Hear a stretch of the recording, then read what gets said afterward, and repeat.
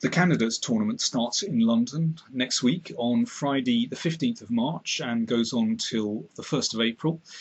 8 of the strongest players in the world are taking part, excluding Anand of course, and the winner of the tournament will go on to challenge Anand in a match hopefully later in the year for the world title. So, who are the participants? We have Magnus Carlsen, Vladimir Kramnik, Levon Aronian, Timur Radyabov, Boris Gelfand, Vasily Ivanchuk, Peter Svidler, and Alexander Grishuk. No weak players at all, and it's going to be very interesting to see how Carlson fares in a tournament where there are no bunnies for him to just crush off the board. But of course, Carlson is the favourite to win. I wanted to highlight a couple of Carlson's games here, and in particular feature one of his great strengths, which has really come to the fore in his last couple of tournaments. That is his endgame play. Of course, Carlson is capable of playing any kind of position, attacking chess, positional chess, but he has won some superb endgames recently.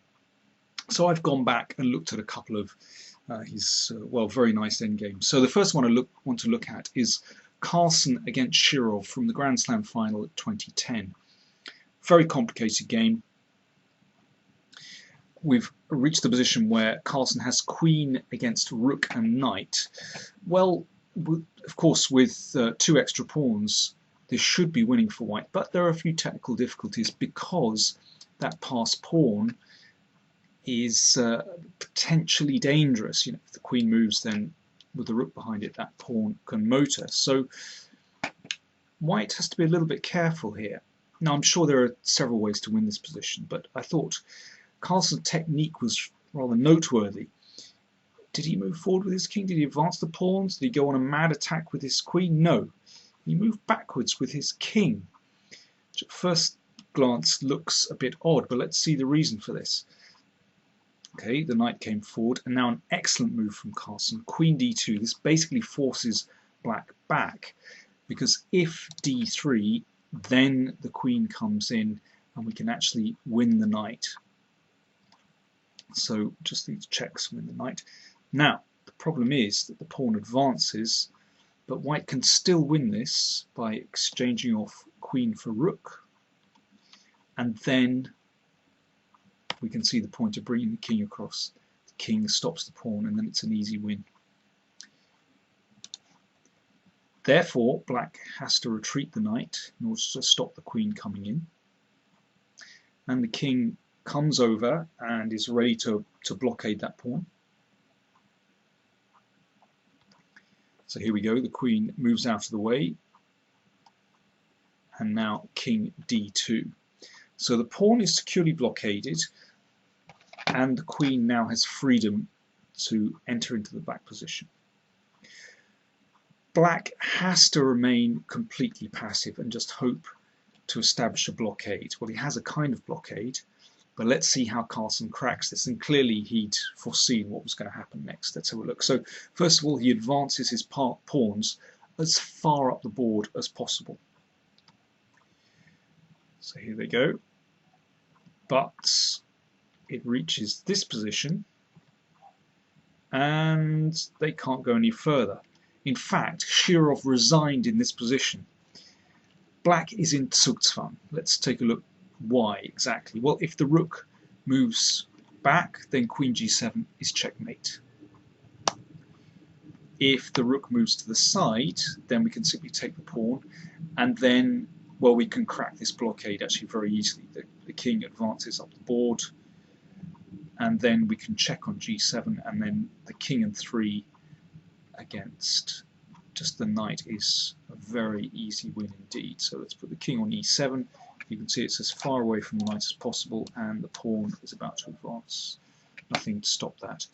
And lastly, if the king retreats, then queen g7 is very neat as well. And again, we can see that the king, the blockading king on d2, performs a perfect task and scoops up the pawn, and then, well, 2 pawns is winning very, very easily. perhaps not very difficult, but I just like the technique of bringing the king back. Very simple and straightforward way to win. Okay, let me show you another endgame, which I really liked. And this was from the Bazna Kings Tournament in Romania from 2010. And Carlson actually played a King's Gambit in this game. And it was, well, he was very successful. And they reached this position where Carlson had a rook against a bishop, so he's the exchange up. But black does have a pawn for it. Now, if black hangs tough here, then I actually think this is a very, very difficult endgame for win for white. But of course, you can play for 1,000 years here. But that's how I think black should play. In the game, I think understandably, black played actively and wanted to create a passed pawn on the king's side, or potential passed pawn.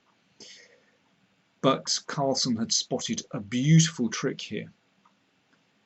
It's actually quite a well-known theme in endgames, but perhaps easy to forget. G4, fantastic breakthrough. So on the side of the board where black is at his strongest, in fact it's white that makes the breakthrough. If pawn takes h4, then you create a passed h-pawn, and of course the king stops this one very easily, so this is fatal. So black took on g4, and again this is the idea, to create a passed h-pawn. And now, because of the situation of the bishop, the king is tied to the bishop, the king can't get back very easily. So if black tries to advance his 3 pawns, then, well, the simplest way is just to exchange off rook for bishop, and the pawn goes home. So that's why Wang Yue played bishop e4. He's playing the Chinese player Wang Yue here. And now, very nice move, beautiful technique. There are other ways to win, but this is very neat indeed. So the rook cuts off the king on the 7th rank, preventing the king coming back to stop the pawn. And now it's a straight race. Black's pawns against white's h-pawn, but this is a very simple win. Well, it needed a little bit of calculation from Carlson. And now king e1. Okay, if g2, then the king stops the pawns and it's winning. So f3, queen. Okay, this is what Carlson had to calculate, but he did that successfully. And now check. Well, if king takes, then queen with check, but after king e3, in fact Wang Yue resigned here. The point is that if you get a queen, then it's absolutely fatal, because the king has no shelter at all. For example, king f5, well, we can just pick up the queen. I mean, I'm sure there's a forced mate there as well. Or king d6, and that's mate straight away. Beautiful technique from Carlson. I'm sure we're going to be seeing such technique again in London next week.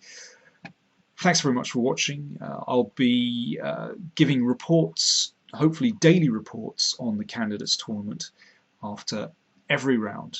Thank you.